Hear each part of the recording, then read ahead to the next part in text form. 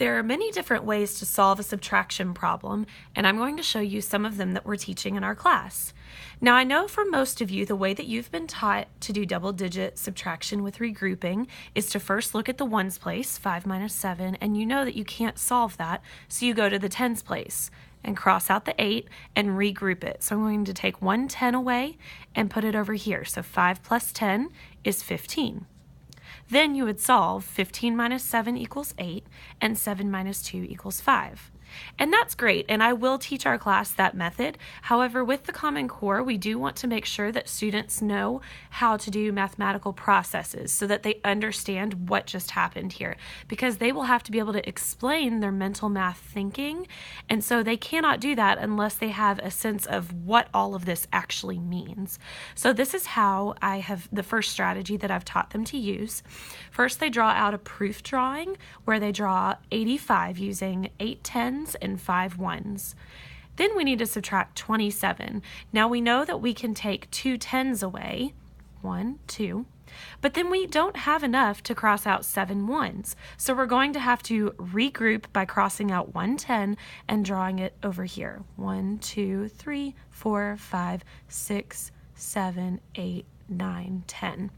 Okay, so now we've got, instead of this 10, it's now over here in 10 ones. So now I can subtract 7 ones from that. 1, 2, 3, 4, 5, 6, 7.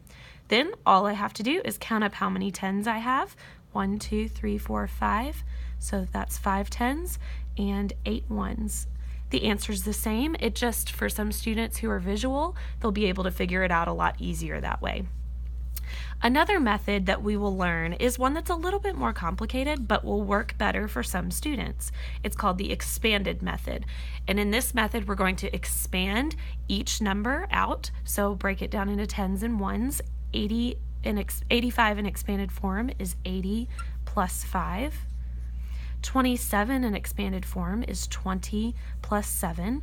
And we've worked on expanded form, so they will know what that is. And next, this is kind of like the beginning step before we learn this ungrouping method. So we need to decide, can we do 5 minus 7?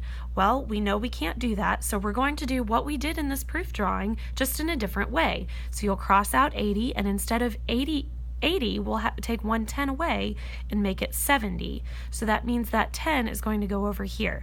What's 5 plus 10? It's 15. So now we can easily subtract. 15 minus 7 is 8, and 70 minus 20 is 50. Now that we have expanded form, we can solve it by adding 50 plus 8, which is 58. Again, this doesn't come naturally to those of us like me who learned just this method. However, with students who struggle with math, this actually helps them quite a bit to be able to visualize it and understand it better. Please let me know if you have any questions. I'm happy to help.